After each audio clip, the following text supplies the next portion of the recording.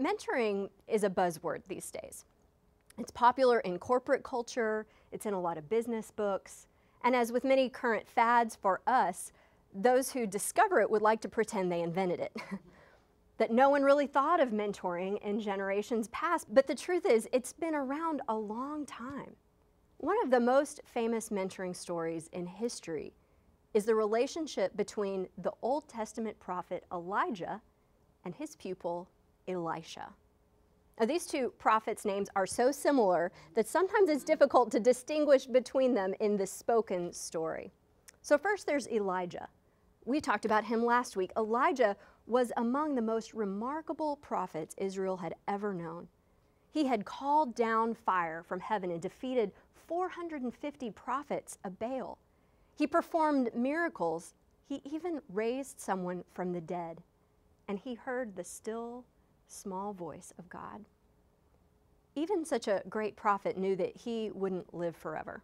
At some point, he needed a replacement. And one of the things that Elijah had heard from God's still small voice was that he was to raise up a replacement for himself. And that's where we meet a new prophet named Elisha. The passing of the mantle from one of God's greatest prophets to the next one sounds like it should be a grand and ceremonious occasion.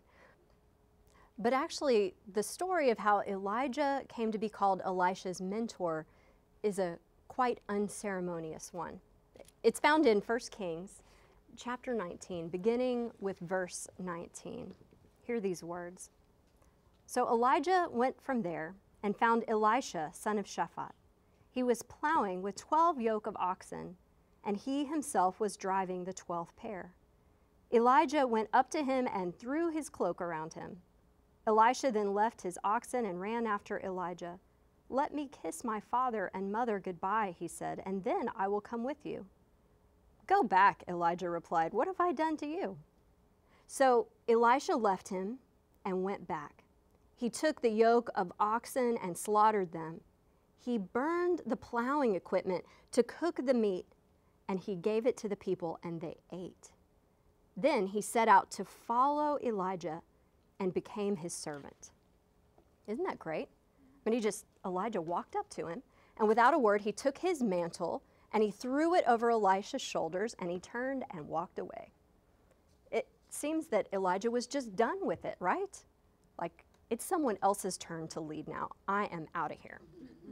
Have you ever wished you could just walk up and throw a mantle on someone else and walk away? I mean, tag, you're it.